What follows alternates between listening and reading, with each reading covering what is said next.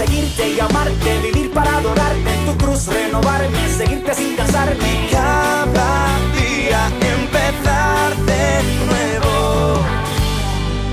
Comenzamos esta serie, ayer, hoy y mañana. Lo que Dios dijo ayer y fue. Lo que Dios dijo hoy y está pasando. Y lo que Dios dijo que será y va a pasar. Vamos a hablar de profecía. Pero hoy quiero comenzar poniendo el cimiento. Y ese es el título del mensaje de hoy, el fundamento. Y usted va a ver por qué se llama así. El fundamento. Para que Dios se pudiera tener una relación con el ser humano, tenía que darse a conocer. Tenía que revelarse. Imagínese, el hombre no podía conocer a Dios. Tenía pensamientos abstractos, imaginaciones abstractas, que si era el sol, que si era la luna, que si eran las estrellas, que si era cualquier cosa. Dios tuvo que revelarse para que el hombre pudiera conocer a Dios. Y esa revelación tiene tres formas. Pero antes de hablarle de las tres formas, ¿por qué no oramos? Señor, gracias por esta tarde, te alabamos, te bendecimos, pedimos tu dirección, Señor, y que tú nos edifiques. En el nombre de Jesús, amén y amén. Le decía que esa revelación tiene tres formas. Revelación general. Dice Salmo 19:1 que los cielos hablan y comentan la gloria de Dios. Dice Romanos 1:20 que no hay excusa para el que no cree, porque las cosas creadas hablan de la existencia de Dios. Esa revelación general es que Dios se reveló a través de la misma creación. Hay una revelación individual. Dios se revela a cada uno de nosotros y eso es cuando el Espíritu Santo viene a uno, te transforma y comienza a confrontarte y decirte lo que estás haciendo no le agrada a Dios. Esa revelación es individual, pero hay una revelación específica, especial, y esa nos dice todo lo que necesitamos conocer acerca de Dios. Y esa revelación culmina con que el mismo Dios se revela, toma forma de hombre y se manifiesta en la persona de Jesús. Ahora, Dios, ¿cómo se reveló? Bueno, Dios usó muchas formas en esta revelación especial para revelarse al ser humano. A través de ángeles, a través de una voz, a través de sueños, a través de visiones y a través de la misma persona de Cristo Jesús. Ahora, para que esa revelación sirva y pudiera ser accesible para todos los seres humanos, tenía que estar plasmada en algo para que el hombre pudiera palpar y ver la revelación de Dios. Y usted se pregunta, ¿y dónde está el fruto de esa revelación? ¿Dónde Dios se reveló para que el hombre lo pudiera ver y lo pudiera conocer? Ahí está. Los libros históricos, hebreo, español, el Nuevo Testamento griego en los idiomas originales, del arameo, la Biblia, miren, literalmente les voy a decir, cuando el comunismo no permitía que en Cuba entrara Biblia, yo aprendí a leer y a escribir en esta Biblia, tiene más de un siglo. Esta es la única Biblia que había en mi casa, para mí tiene un valor incalculable cuando yo la abro. El idioma que tiene es de hace un siglo atrás, es una Reina Valera de 1906. La Reina Valera que tantos conocemos, la 1960, y la que utilizamos hoy muy común, la nueva versión internacional. Ahí está, ahí se plasmó la palabra de Dios. Ahora quiero decirle, me di a la tarea de buscar los 5 libros más caros que hay en el mundo hoy en día. Y se los voy a dar por orden. El primero, el Codex Leicester. Son 70 páginas que escribió Leonardo da Vinci, donde habla de todo el conocimiento y las cosas y descubrimientos que él había hecho. Lo compró Bill Gates por 22.4 millones. No hace mucho. Lo tiene Bill Gates, esa es su propiedad. Ese es el más caro que se ha vendido. El segundo, la Magna Carta, se vendió por 15.5 millones. Es una carta escrita a mano y con el sello del rey Eduardo. Tercero, el Evangelio de San Cuthbert, vendido por 10.7 millones. Sam Cumber fue un monje que existió en el siglo VI y cuando murió, después cuando sumaron su cuerpo en el año 1100, en su tumba encontraron una copia en latín del Evangelio de Juan. Es ese. Una copia en latín que ni tú y yo la podemos leer hoy en día. Y se vendió por 10.7 millones.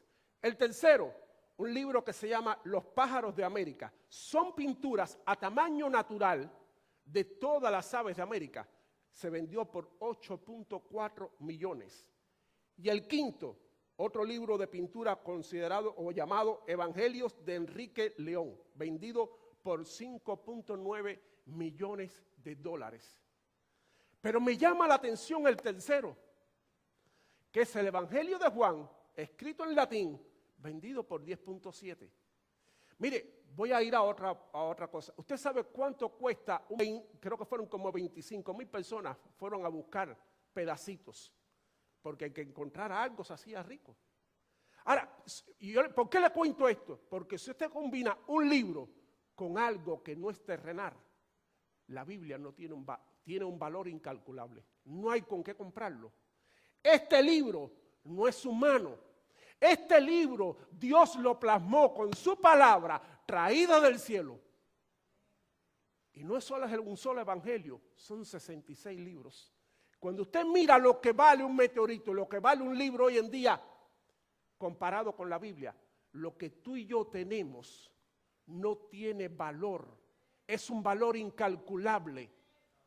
¿Y cuántos muchas veces la tienen y ni siquiera le prestan atención? Es más, ¿cuántos aquí ni siquiera la trajeron hoy? ¿Cuántos ni siquiera la trajeron hoy? Un libro que no tiene valor, no alcanzaría el valor en esta tierra para poderlo catalogar. Ahora, la Biblia se le llama el canon de la palabra de Dios y está compuesta por los libros del Antiguo Testamento y los libros del Nuevo Testamento. ¿Cómo se crearon? Los libros del Antiguo Testamento los judíos los dividieron en tres. La Torá, el Pentateuco, los 5 primeros libros, los libros históricos y los libros generales. Estos son los libros históricos en hebreo. Son 3 tomos. Ahora, ellos lo catalogaron así. En el tiempo de Jesús ya había esas 3 divisiones y en el tiempo de Jesús se leía el Antiguo Testamento en solamente esa forma. El Nuevo Testamento fueron 27 libros, escritos alrededor de 50 años, del año 50 al año 100, más o menos.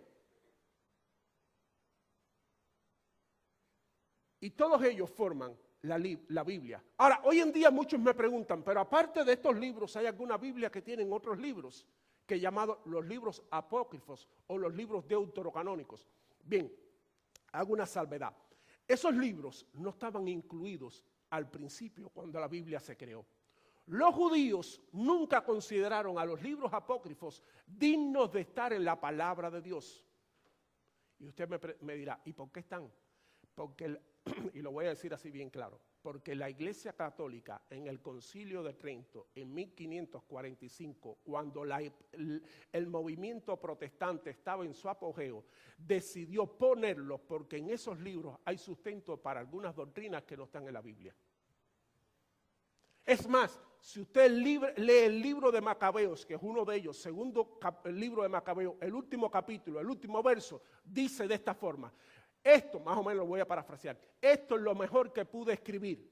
Si les parece bien o mal, es lo mejor que pude hacer. Se dan cuenta que es algo escrito humanamente. Por eso es que los judíos nunca consideraron que estos libros debían estar en el canon de la Biblia. La iglesia reformadora o los reformadores nunca los aceptaron porque no estaban en su original y así ha sido hasta el día de hoy. Ahora, ¿qué confiabilidad podemos tener? Porque muchos dicen, ¿y cómo yo puedo confiar que esta es la palabra de Dios? ¿Cómo yo puedo confiar que es aquí donde está la palabra de Dios? Bien, déjame decirle, los libros del Antiguo Testamento, o los libros, o toda la Biblia, se escribió en un lapso de 1600 años. Desde alrededor de 1400 y 1500 antes de Cristo hasta el primer siglo.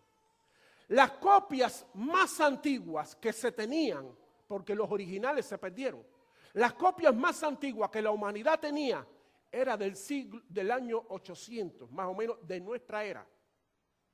Hasta no hace mucho, usted va a ver, porque le voy a explicar, las copias más antiguas que habían del Antiguo Testamento eran del año 800 más o menos. Y muchos decían, ¿cómo podemos saber que en 1500, en 1200, 1300 años no ha habido diferencia? Bien, Dios permitió que en 1947, en la Palestina, en unas cuevas llamadas Qumran, unos cuantos pastores beduinos cuidando cabras, se le perdió una y encontraron en unas cuevas unos tinajones así de barro, los cuales estaban llenos de pergamino. Cuando los abrieron y los llevaron para chequear, esos pergaminos eran de la Biblia completa del primer siglo. Tenían 800 años de antigüedad, más que lo último que se tenía de la Biblia hasta aquel entonces. Y aquí viene lo extraordinario. Cuando eso se confrontó con lo que decía la Biblia que tú y yo tenemos, no había diferencia. Era exactamente lo mismo. No había variación en casi 1000 años. Lo mismo que estaba escrito fue lo mismo que tenemos escrito hoy en día. ¿Por qué? No tengo mucho tiempo para explicarle, pero es que los judíos, dirigidos por el Espíritu Santo, crearon dos escuelas llamadas masoretas y talmudistas, las cuales llamaron escuelas de copistas, los cuales cuando se dañaba un pergamino, cómo lo hacían y escribían el otro, para que no hubiera error, falta, ni siquiera una letra de más. No tengo mucho tiempo para explicarles, simplemente para decirles, esas dos escuelas se encargaron, guiadas por el Espíritu Santo, de que la Biblia llegara a nuestras manos tal y como es. Pero viene otra pregunta. ¿Y cómo está el seguro? Que es la palabra de Dios. Bueno, ok, ahora ya, la primera pregunta, si es aquí lo original, si está exacto a lo original, ya se está viendo que es verdad. No hay diferencia en lo que se escribió de un siglo al otro. Pero ¿cómo está el seguro? Que es la palabra de Dios. Tú y yo muchas veces hemos tropezado con personas que cuando le hablamos el evangelio me dicen, yo no creo en eso porque eso lo escribieron hombres. Yo no creo en eso porque eso está lleno de errores, mejor dicho. Bien, les voy a dar 5 razones por las cuales creemos que esta es la palabra de Dios. Y cuando usted salga ahora de aquí, usted va a tener 5 argumentos para que le diga a usted que cómo puedo creer en eso. Usted le puede decir que sí es la palabra de Dios. Amén. ¿Me van a seguir? ¿Comenzamos a predicar ahora? Dios terminó el libro de Apocalipsis con un verso tremendo. Dice así, Apocalipsis 22:18. Yo declaro solemnemente a todos los que oyen la palabra de la profecía escrita en este libro, que si alguien agrega algo a lo que está escrito aquí, Dios le agregará a esa persona las plagas que se describen en este libro, la Biblia. Y si alguien quita cualquiera de las palabras de este libro de profecía, Dios le quitará su parte del árbol de la vida y de la ciudad santa que se describe en este libro. 5 razones por las cuales la Biblia es la palabra de Dios. La primera, por su precisión científica. Su precisión científica. Los ateos dicen, claro que la Biblia tiene errores científicos. Antes de decir eso, yo siempre pregunto, antes de tú decir eso, primero, estate seguro de 2 cosas, que sabes de ciencia y que sabes de la Biblia. Para poder decir que la Biblia tiene errores científicos, hay que saber de ciencia y hay que saber de la Biblia. La Biblia no nos enseña cómo funciona el cielo. La Biblia nos enseña cómo llegar al cielo. No nos dice cómo el cielo funciona, simplemente cómo llegar a él. Ahora, nosotros hoy en día aceptamos sin cuestionar muchos hechos científicos. Y los aceptamos sin cuestionar. ¿Quieren prueba? la Tierra suspende en el espacio. ¿Usted lo comprobó? ¿Usted ha salido fuera de la Tierra para comprobar que la Tierra está sustentada en el espacio? No, simplemente lo aceptamos porque lo hemos oído escuchar por científicos, porque otros lo han dicho. Bien. Los egipcios, los famosos egipcios que tanto conocimiento tenían, ¿saben qué creían de la Tierra? ¿Sobre qué estaba? Sobre 4 pilares. Los egipcios pensaban que la Tierra estaba sostenida sobre 4 pilares. Luego llegaron los griegos, los eruditos griegos. ¿Y usted sabe en qué pensaban los griegos que estaba la Tierra? Sobre un gigante llamado Atlas. Por eso ha visto el avión que está el gigante Atlas. Porque los griegos pensaban que la Tierra literalmente era sostenida por un gigante llamado Atlas. Los hindúes, las famosas hindúes con toda su ciencia, ¿saben lo que pensaban? Y esto sí lo escuchamos muchas veces, que la Tierra estaba sobre 4 elefantes. ¿No se acuerdan? ¿No han visto pinturas de eso? Los hindúes pensaban que la Tierra estaba sobre 4 elefantes, hasta que llegó uno y dijo, bueno, está bien, ¿y sobre qué están los elefantes? Y otro dijo, no, los elefantes están sobre una gran tortuga. Y llegó otro y dijo, bueno, ¿y sobre qué está la tortuga? Bueno, no, la tortuga está sobre una gran serpiente enrollada. Y llegó otro y dijo, bueno, ¿y sobre qué está la serpiente? Bueno, no, la serpiente, otro erudito, la serpiente está sobre algo cósmico apoyada. Eso lo hemos visto. Si usted busca, usted va a ver libros que tienen las pinturas así. Me asombra, porque ¿sabe lo que dice la Biblia? La Biblia no habla ni de serpiente, no habla de Atlas, no habla de elefante, no habla de tortuga. La Biblia dice en Job capítulo 26 y verso 7, Dios extiende el cielo del norte sobre el espacio y vacío y cuelga la tierra sobre la nada. Y cuelga la tierra sobre la nada. Dicho sea de paso, Job es el libro más antiguo de la Biblia. Job, capítulo 26, verso 7, para los que están escribiendo. En el siglo XIX, en Viena, un doctor llamado Semmelweis se dio a la tarea de estudiar por qué tantas embarazadas fallecían y morían. De 4 embarazadas, 1 moría. Y él dijo, ¿por qué está pasando esto? Y se dio a la tarea, 1847, tan cercano como los otros días. Se dio a la tarea de hacer un estudio por qué estaba pasando.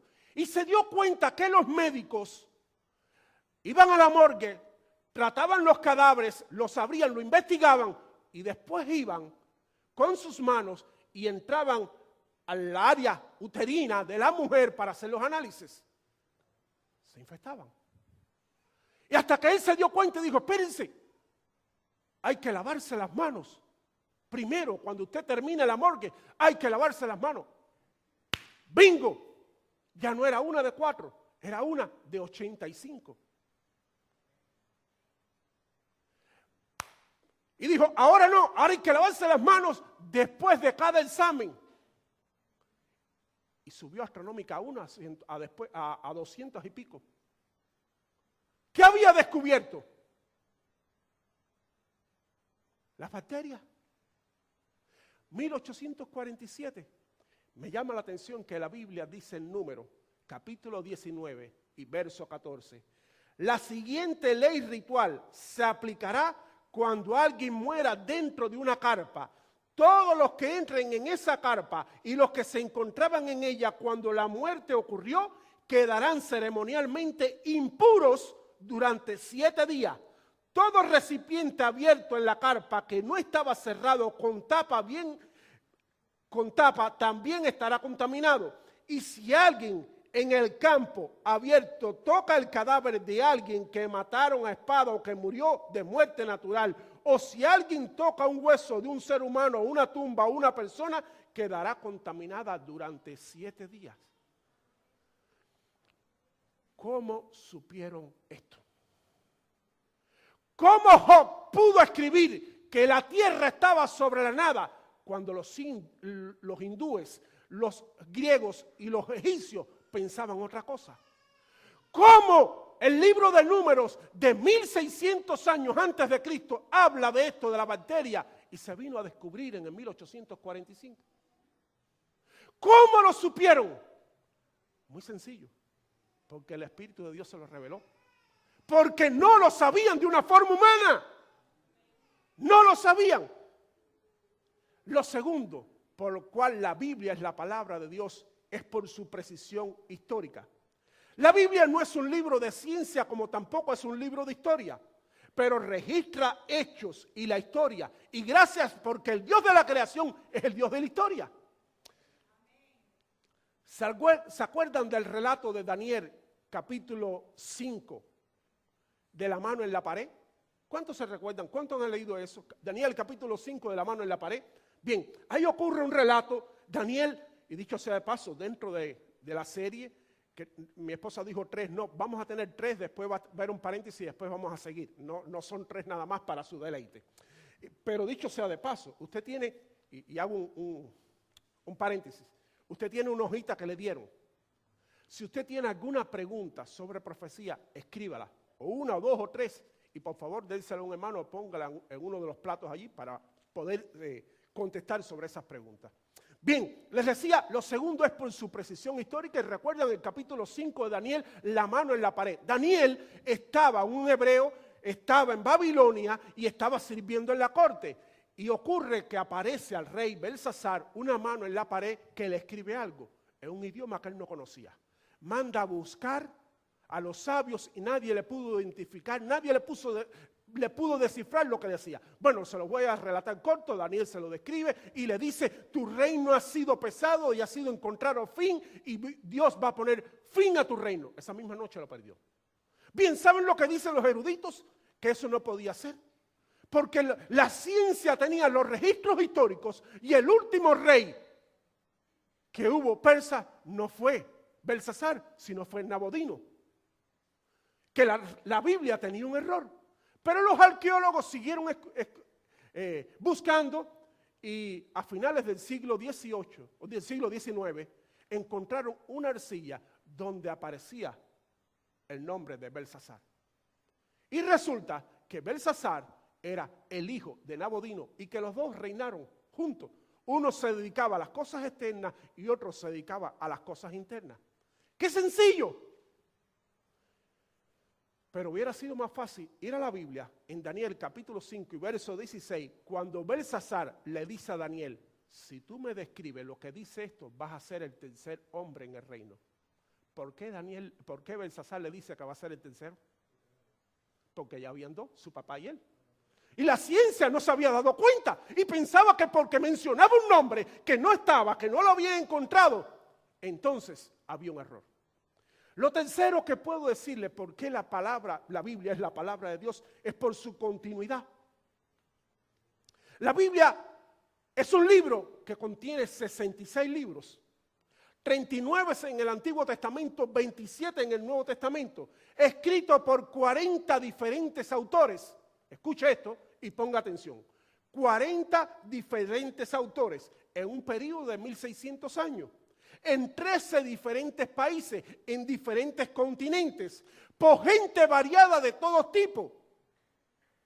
Reyes, sacerdotes, profetas, pescadores, de todo tipo de personas están dentro de los 40 que escribieron.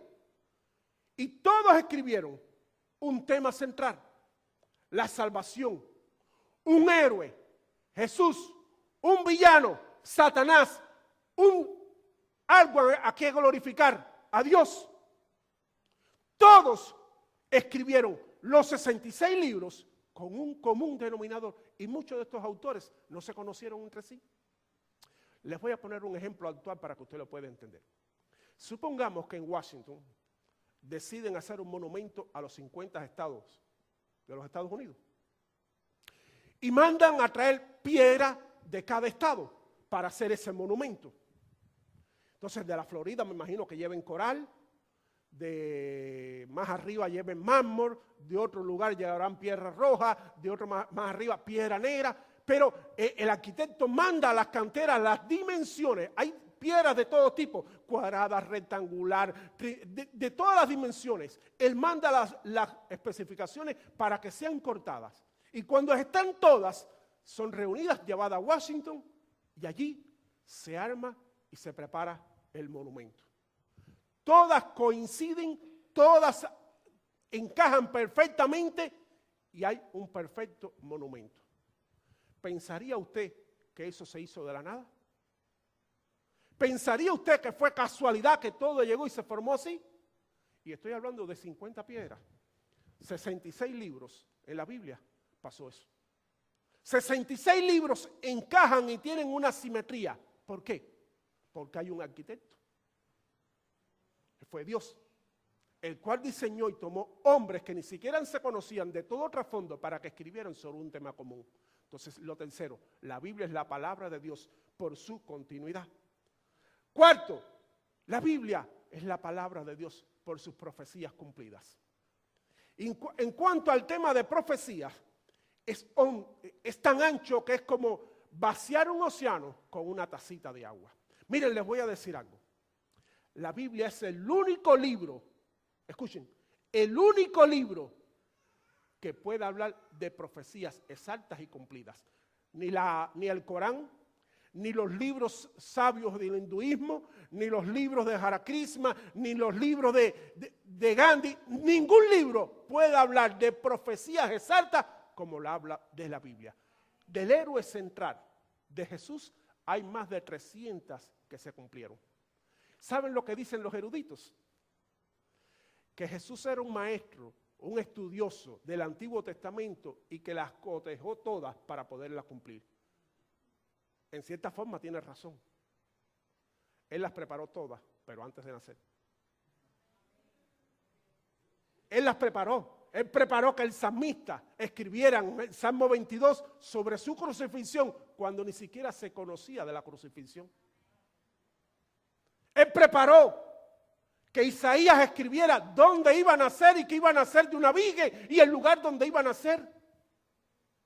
Él preparó que Judas lo vendiera por 40 monedas de plata. Y lo más asombroso, él preparó que iba a resucitar al tercer día. Denle ese aplauso, Señor.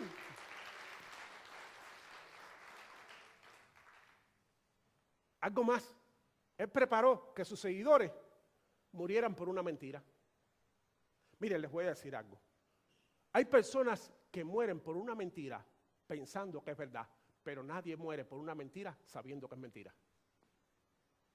Y los discípulos murieron todos, excepto Juan, por esa mentira que dicen que era mentira. Pero y nosotros sabemos que es una gran verdad. Todos murieron por lo que sabían. Todos murieron porque tenían el testimonio que les daba el Espíritu Santo y que el mismo Señor les mostró de que era realidad.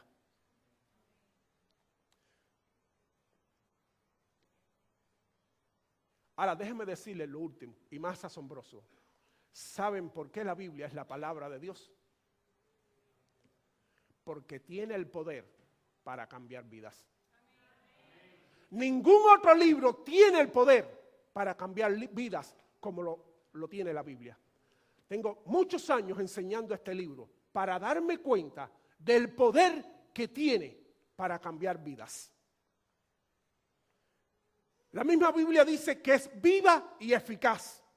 Es una espada de dos filos que entra y corta y nos examina a cada uno de nosotros, aún hasta en lo más profundo.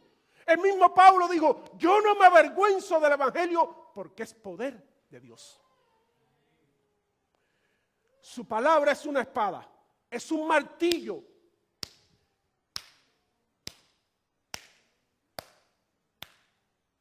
Que día a día choca. Y por más duro que sea, un día nos tumba. Así ha pasado en cada uno de nosotros. Fue martillando, fue martillando, fue martillando. Hay muchos que quizás vienen para escuchar lo que uno dice, a ver los errores que comete, pero la palabra está entrando. Y va perforando, y va perforando, y va perforando, hasta que derrumba. Porque tiene ese poder. tiene el poder para salvar al pecador. Tiene el poder para darle la esperanza de la vida eterna, que no lo tiene nadie más. Por la palabra de Dios hemos nacido de nuevo. La palabra de Dios es dinámica. ¿Saben lo que me impulsa a seguir adelante? No es lo que siento, sino lo que yo sé. Es lo que yo sé.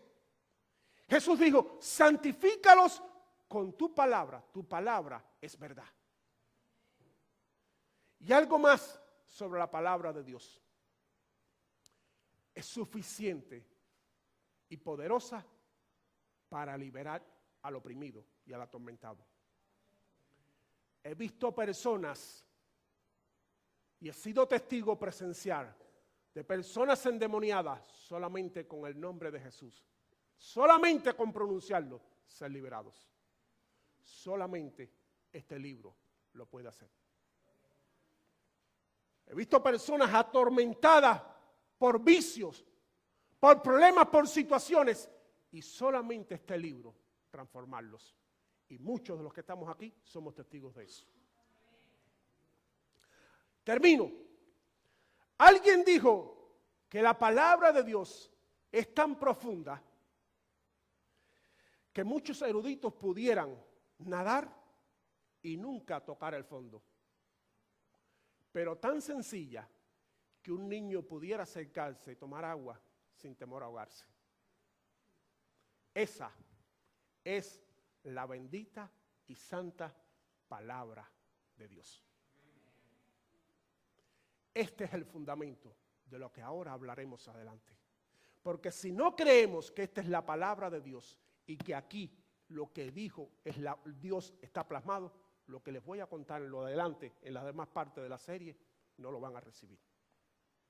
Pongámonos de pie.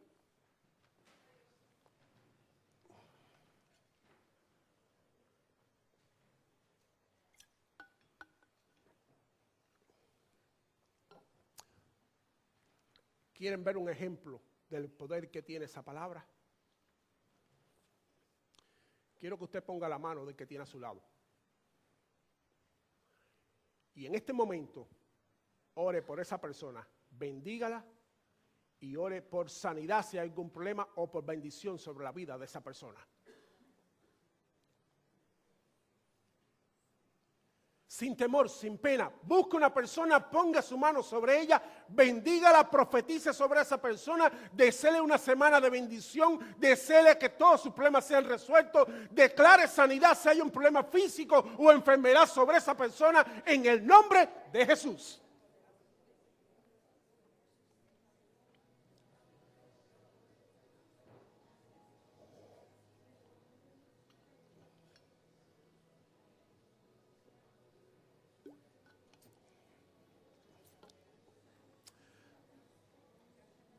Señor, te alabo, te bendigo. Gracias, Padre, por la revelación que tú nos has dado, Señor. Gracias por tu palabra, Señor. Gracias, Señor, porque podemos confiar que es tu palabra, Señor, que tú nos la has dado. Señor, gracias, porque tiene el poder, Señor, hoy de cambiar vidas. Gracias, Señor, por lo que la continuidad. Gracias, Señor, por las profecías, por lo que tú has dicho ahí, que se ha cumplido. Y sabemos que lo que falta por cumplirse se cumplirá, así como lo que se cumplió. Señor, gracias por la precisión histórica y por la precisión científica que nos revelan que este libro no es cualquier libro, solamente el libro salido de tu boca, inspirado a hombres para que llegaran a nosotros, para que sirviera de edificación en nuestras vidas. Te alabo, te bendigo. Gracias por el poder que tiene, Señor, este libro. Gracias, Señor, por cada hermano aquí. Señor, yo bendigo a cada hermano y hermana. Profetizo sobre su vida bendición. Declaro en estos momentos, por el poder que tiene esta palabra y en el nombre de Jesús, sanidad sobre cualquier situación en su cuerpo. Cualquier enfermedad es ilegal porque dice tu palabra que tú la llevaste en la cruz del Calvario. Y si te hemos creído, Señor, también creemos que somos sanos por tu palabra. Señor, gracias por cada hogar aquí. Yo lo bendigo. Declaro sobre cada hogar, Señor, la bendición tuya, el shalom tuyo. Declaro, Señor, bendición en su matrimonio, en su familia, en su finanza, en su intimidad, Señor. Gracias por la semana que tú nos vas a dar. Porque será una semana de bendición y así lo profesamos con nuestra boca, Señor. Gracias porque nos volveremos a ver el domingo. Y, Señor, y traeremos a muchos que no te conocen para que escuchen de ti. Te alabo y te bendigo en el nombre de Cristo Jesús. Amén y amén. Dios le bendiga. Ese aplauso para el Señor.